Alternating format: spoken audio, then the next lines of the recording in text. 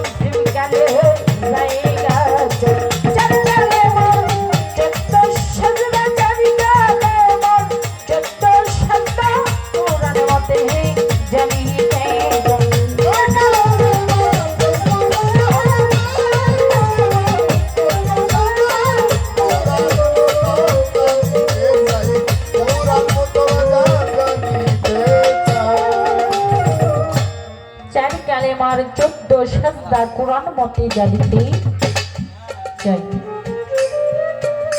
চার কালেমার ভেদের কথা বলো বলো গুরু গোসাই।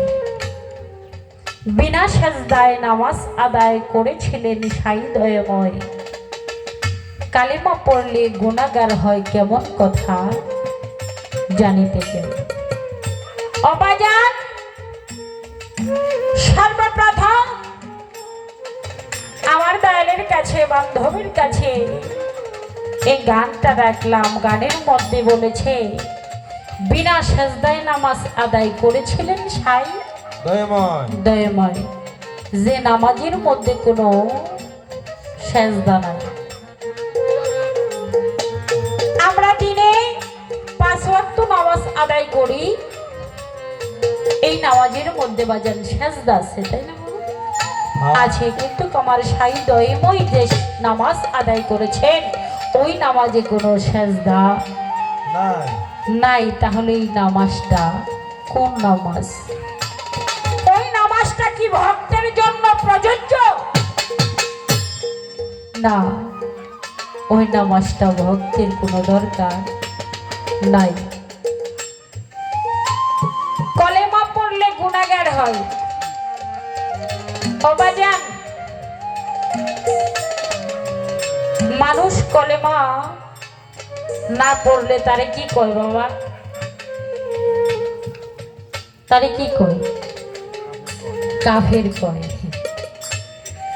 কলেমা না পড়লে তারে কাফের কয়, তারে মুসলমান কয় না।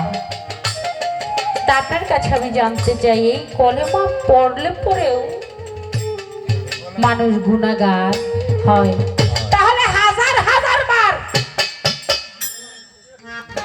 মৌলবীরা মুন্সিরা কলেমা পাঠ করতেছে, তারপরেও যদি গুনাহগার হয়, এর হাকিকত, এর বিষয়টা বুঝলাম না। চা ওখানে রাখেন, আমার দয়ালেরা নিয়ে নিয়ে খাইব, চায়ের গন্ডগোল করবেন না। আরেক কথা বলো মুরে, রোজা হারাম কার উপরে? ও বাজান, সাধক এই গান লিখেছে, এই গানের মধ্যে বলেছে আরেক কথা বলো মোরে, সামনেই কিন্তু রমজান আসতেছে, এই রোজা হারাম কার উপরে? এই সামনে কিন্তু গাইসা পড়ছে, দেখা দিব দিব ভাব, না খেয়ে থাকতে। এই রোজা হারাম করে দেওয়া হয়েছে কিছু কিছু মানুষের জন্যে। অদয়াল দরদি, আপনি একটু দয়া করে বলবেন, যাদের উপরে হারাম করে দেওয়া হয়েছে তারা কি ভালোর পক্ষে না খারাপের পক্ষে? দাদা ভাই ছোট, তারা কি ভালোর পক্ষে? তারা কি ভালো? যাদের উপরে হারাম করা হয়েছে এই রোজা, তারা কি ভালো না খারাপ? আমরা কি ধরে নিব তাদেরকে? এই দিক থেকে একটু আলোচনা করবে। আরেকটি কথা বলেছে, কি কথা? 90,000 কালাম জারি আল্লাহর রাত নামে একটা আছে, কোথায়? এটা গান আছে না, গোপী গান জানি? শিখাইয়া দে তুই আমারে, কেমন করে তোরে ডাকি, আমি একটাকে ফুরাইয়া দিব জন্ম ভরার ডাকা ডাকি। অদরদি, আপনি একটু দয়া করে বলবেন, যদি আপনার ভালো লাগে একটু বলে দিবেন। আমি জনম ভইরাই আপনারা ডাকতেছি, আমার ডাক তো আপনি শোনেন না। একটা নাম বলে আসছে আপনার জাত নাম, ওই নাম ধরে ডাকলে ডাকি আপনি শুনেন।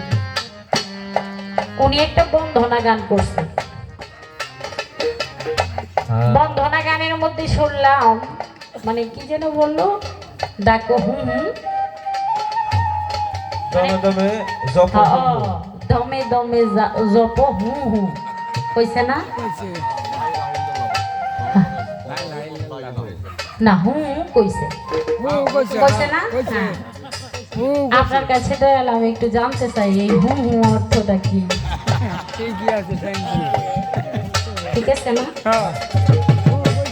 এটা ওনার যিনি উস্তাদ, মানিকগঞ্জের মানিক মহারাজ ছোট আবুল সরকার, ওনার লেখা, ওনার উস্তাদজি। উনি গানের মধ্যে বলেছে দমে দমে জপি হু হু। এই যে হু হু, এটারে কি বুঝাইছে বাবা? একটু দয়া করে যদি কইতেন আমরাও শুনতাম। দান রশিদ করে বিনয় আমার নবী মুরিদ কোন কালেমায়।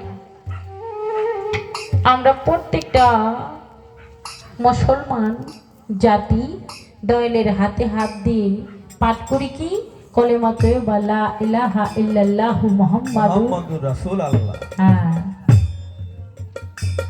এটা পাঠ করে দয়ালের হাতে হাত দিয়ে আমরা বায়াত গ্রহণ করি। কিন্তু আমার রাসূল সাল্লাল্লাহু আলাইহি ওয়াসাল্লাম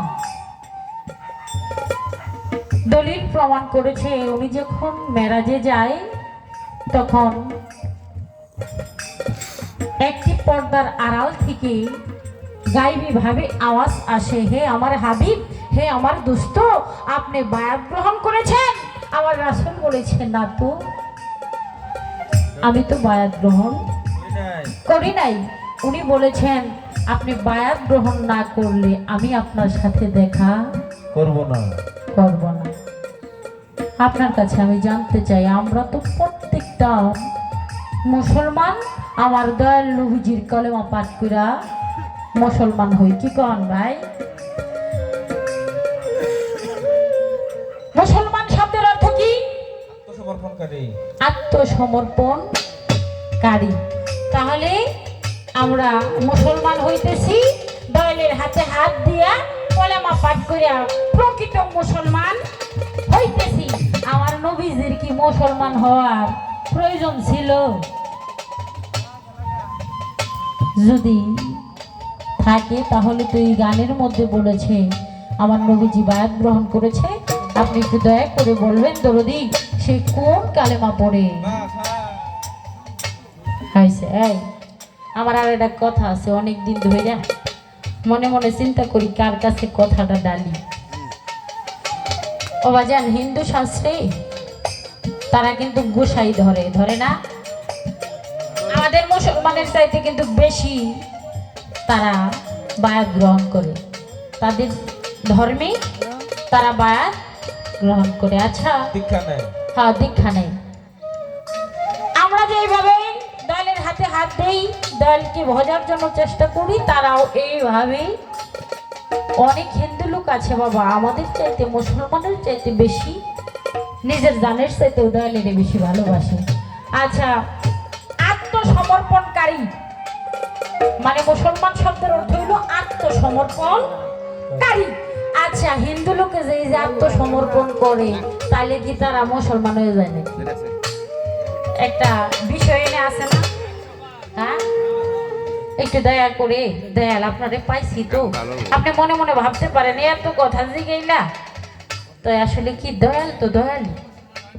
হ্যাঁ, আজকে দেখবো যে হিন্দু লোকেও আত্মসমর্পণ করে, তাইলে তারাও তো, হ্যাঁ, তারা কি হয় এই জায়গায় থেকে একটু আলোচনা আমার বাবা যেন রাখে।